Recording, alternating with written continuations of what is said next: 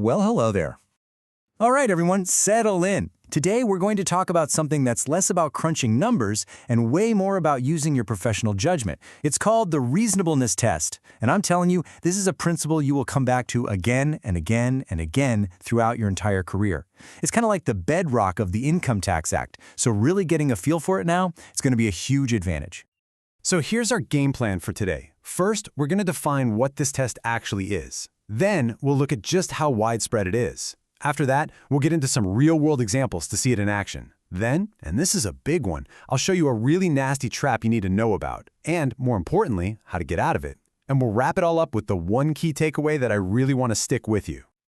Okay, let's get right into it. The best way to think about this test is not as some complicated technical rule. It's exactly what the slide says. It's the CRA's common sense filter. It's the question they ask after you've already proven an expense is legitimate. So here's the official wording from Section 67. Now, the magic words here are to the extent that they are reasonable in the particular circumstances. You see what that means? It means just having a receipt is not enough. The expense also has to make sense. It has to pass the sniff test. And what's reasonable for a huge company like Bell or Rogers might be totally unreasonable for a solo entrepreneur. Context, as you'll see, is absolutely everything. All right, so you might be thinking, okay, where does this test apply? Is it just for businesses? And the answer to that is so important to remember. This rule is everywhere. It's a universal principle.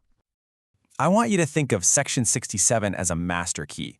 It doesn't matter if you're dealing with business income, employment income, or property income, this test applies. It's a general rule that sits on top of all the specific rules you've been learning. So for example, you know there's a 50% limit on meals and entertainment, right? Well, before you can even apply that 50% rule, the entire cost of the meal has to be reasonable in the first place. You have to clear the reasonableness hurdle first, and then you apply the specific rule. It's an extra layer of scrutiny. Okay, I get it. This is all a bit abstract. So let's make it concrete. Let's look at some real-world situations where this concept gets put to the test. This is where the theory hits the road. Now, once you're out there working, you'll learn pretty quickly that the CRA has some favorite areas to look at. And these three right here, these are the big ones. We're talking fancy cars, over-the-top entertainment, and especially salaries that are paid to family members. If you see expenses in these categories, your professional reasonableness alarm should be going off. Let's start with cars. The question an auditor is going to ask is pretty simple. Does the vehicle fit the job? So, imagine you've got a client who runs a small construction company, and they're trying to write off the lease for a Lamborghini. The CRA is going to look at that and say, hold on, a work truck? That's reasonable. This is not. They probably won't deny the entire deduction, but they might say something like, look, we'll allow the deduction equal to what it would cost to lease a reasonable pickup truck. The rest is on you. It's the exact same logic with entertainment.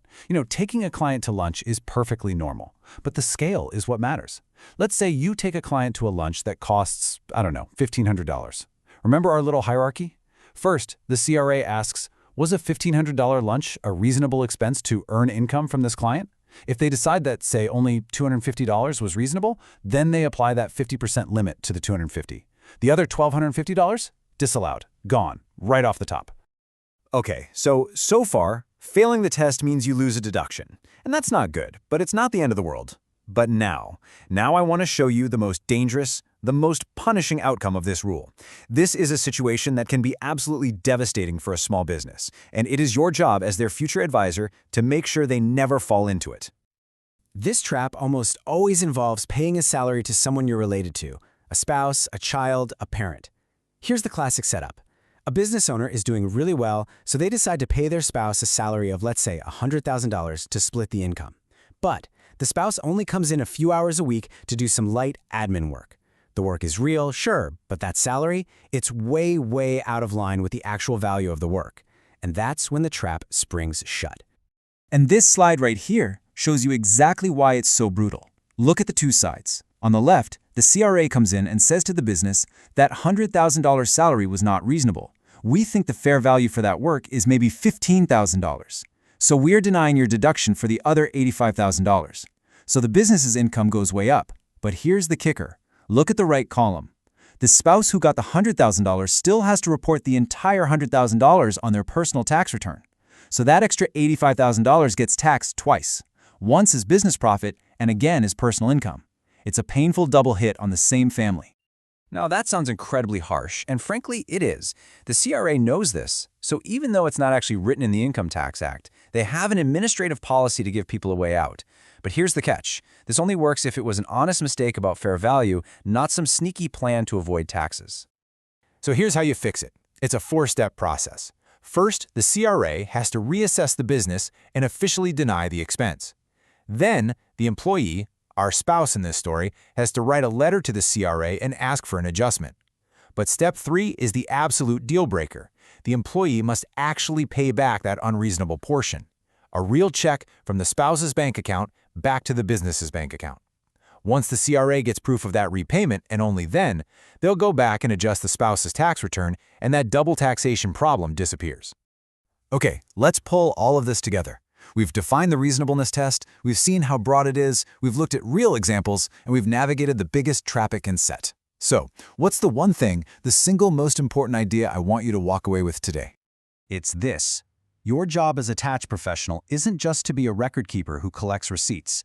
Your real value is in documenting the story behind the expense. You have to be able to answer the question, why, before the CRA even thinks to ask it. Why was this expense reasonable for this business at this specific moment? Having the paperwork that explains the business purpose of a trip or the rationale for a salary, that documentation is the firewall that will protect your clients. So I'm going to leave you with this question to chew on. As you go forward, think about this. How are you going to build a system to help your future clients prove not just that they spent the money, but why it was a completely reasonable thing for them to do? Because if you can master that, you're not just passing a course, you are becoming an invaluable, trusted advisor. And that right there is the foundation of smart tax planning and protecting your clients. If you can get this right, you'll save them from a world of headaches.